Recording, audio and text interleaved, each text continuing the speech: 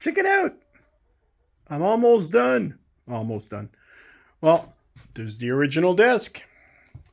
There's the bandsaw drill press area. There's my work table as also as a outfeed.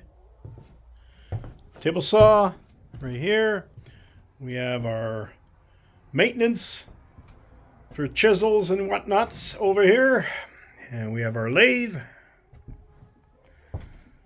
Over here, I got my start of the wall of clamps, my extra lumber, my chop saw, and my extraction system.